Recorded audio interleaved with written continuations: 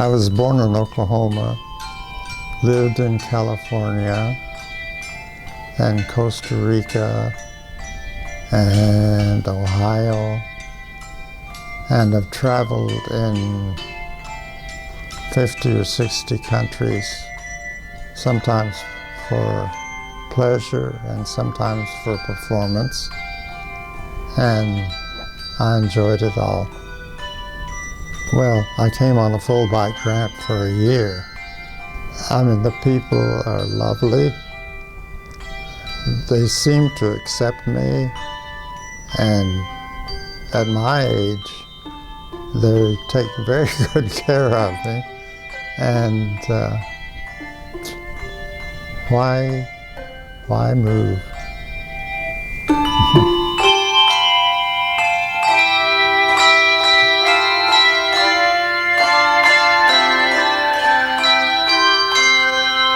I came on a Fulbright grant to teach at Donghai, to teach piano.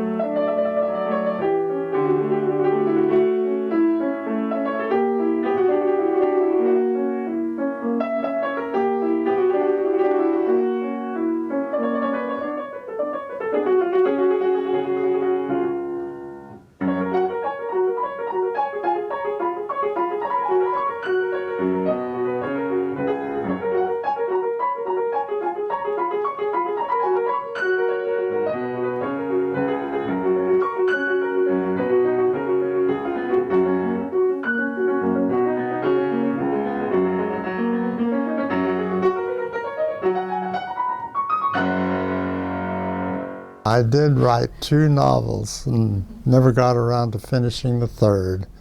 It was all imagination. Well, I knew the history, a little of the tribe, but I left them in Kazakhstan and they haven't gotten out yet. I can't get them across the river. With all those horses? Well, I don't know whether they could get off on the ice, because the other tribe was very aggressive and they were out to get them. And they knew that they were kind of trapped, and I didn't know how to get them out, so I never did write book 3 completely. And probably never will.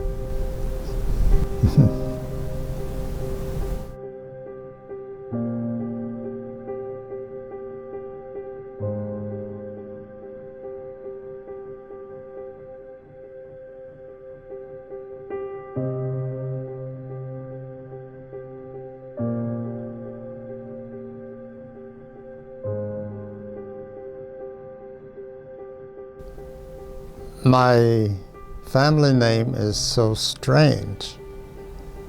Everywhere I go, nobody ever heard of an Erkwitz. And so I finally decided that I would send in my DNA to see if they could trace it down, and found out that I have DNA that matches the body of a man who was buried in Kazakhstan 5,000 years ago. Wow. He was a member of the first tribe that learned how to tame and ride horses. Before that, they just ate them. And they decided that it could be more useful than that. Well, I grew up on the farm, but we didn't have horses. But I am fascinated by these, what dynasty is it?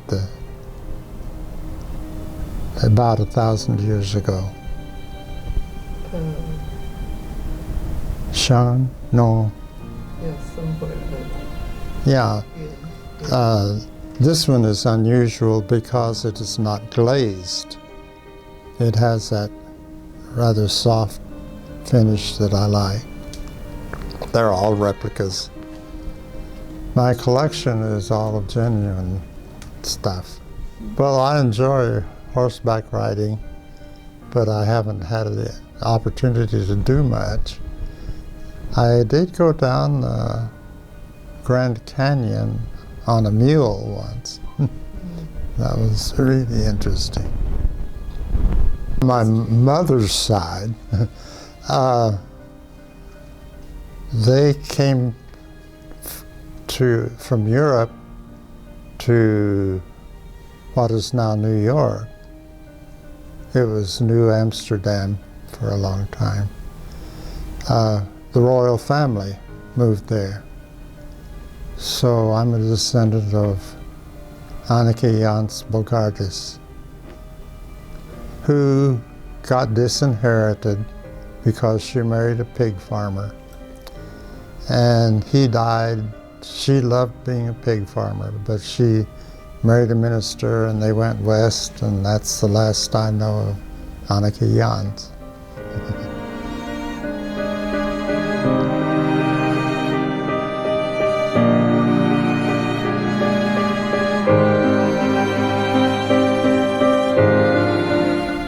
I live here, and Rebecca lives in Washington State, and my son and oldest daughter live in the Los Angeles area, and my grandson lives in Austria. It seems like we live as far apart from each other as possible on a spherical shaped globe. But we still love each other.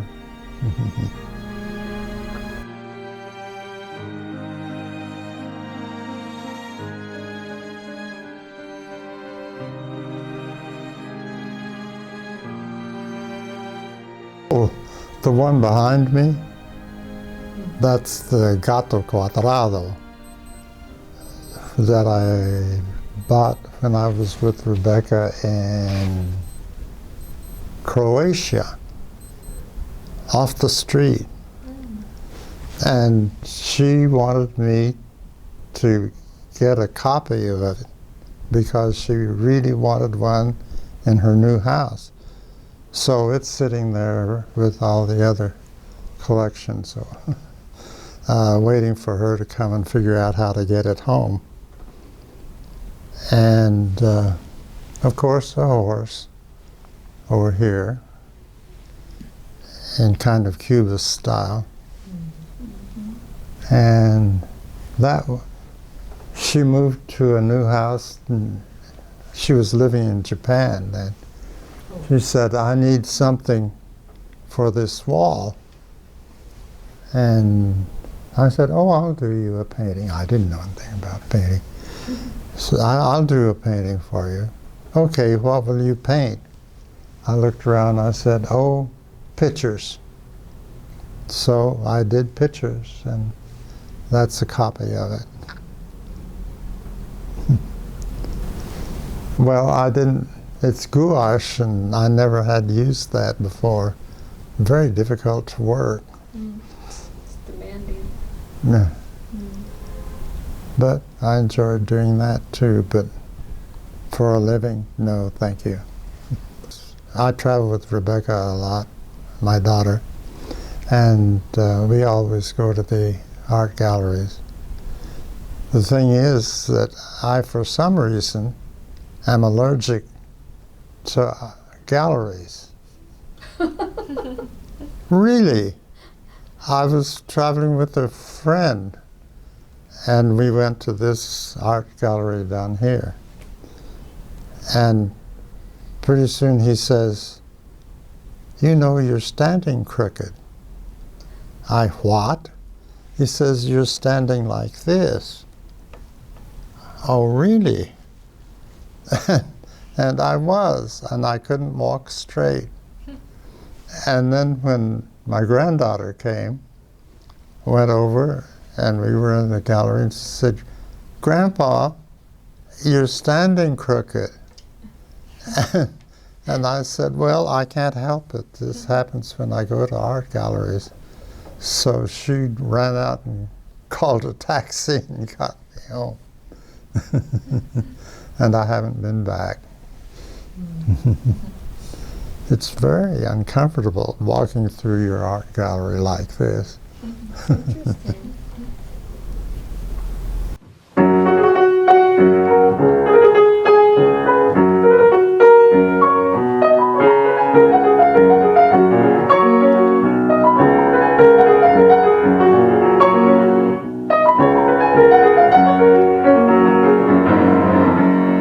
On the way back, I had played, about every 2 years in New York. And the last time coming back, I thought, well, what repertoire do I want for the next time? And I thought, 7 hours a day? I think not.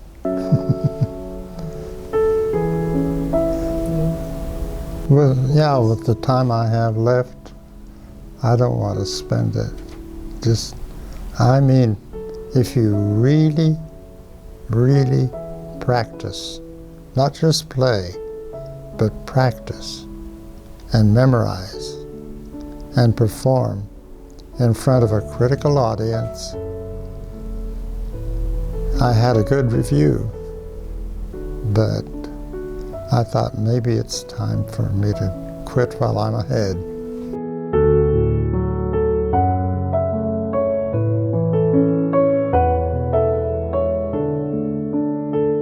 For every musician is the top. I didn't do the big auditorium because it would be useless in New York, not being well known, to fill that one. But I had a full auditorium, and New York audiences are great. Taiwan, I don't know whether they do anymore or not, but they taught them, don't clap more than 5 times because you don't want to attract attention to yourself. So sometimes you have to run to get off the stage before they quit clapping. So you kind of think, maybe they didn't like it. But then they clap you back and you come take a bow, do an encore. But New York, if they like you, they really like you. Which is something very nice to know. And you feel like you're performing with rather than for the audience, and you can feel it.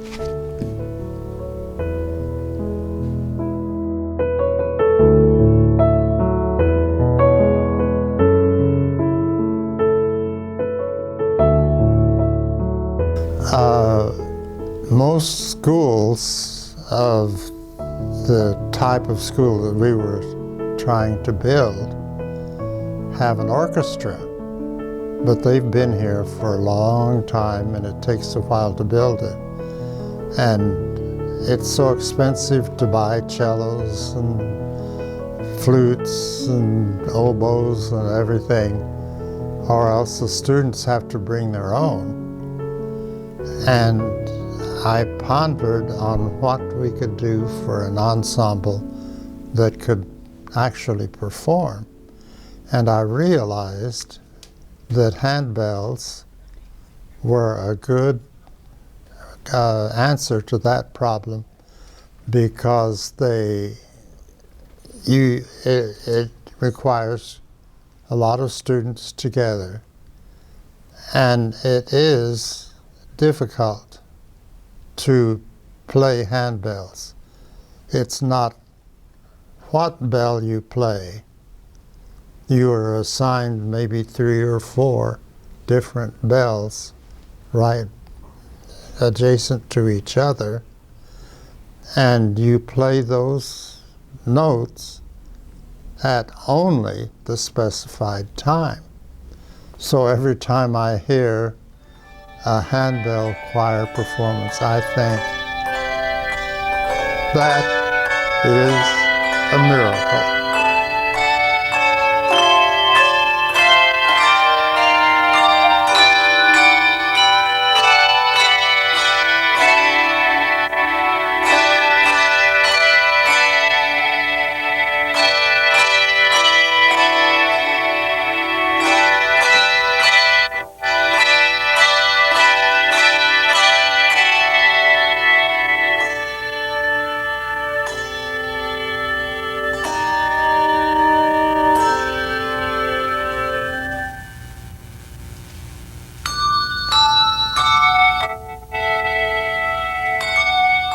Well, the first day, it was pandemonium because we didn't know who was coming, we didn't know where to put everybody.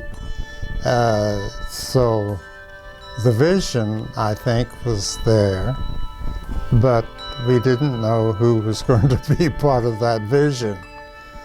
And they kept coming. I think there were 29. They're just all of a sudden, there they were.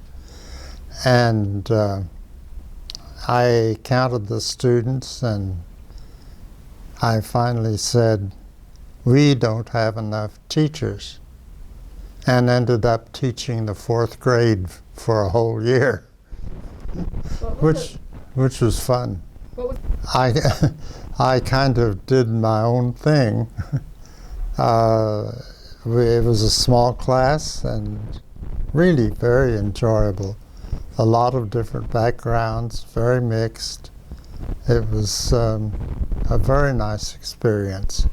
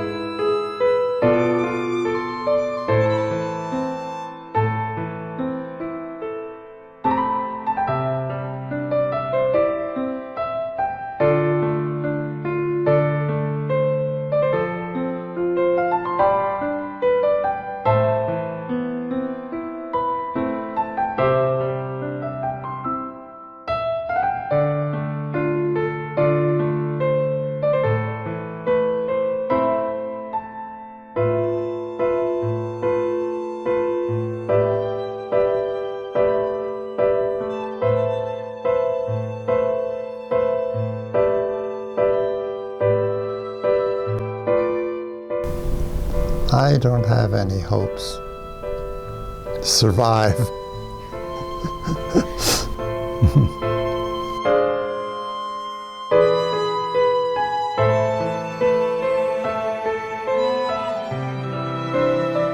Remember me in your memory.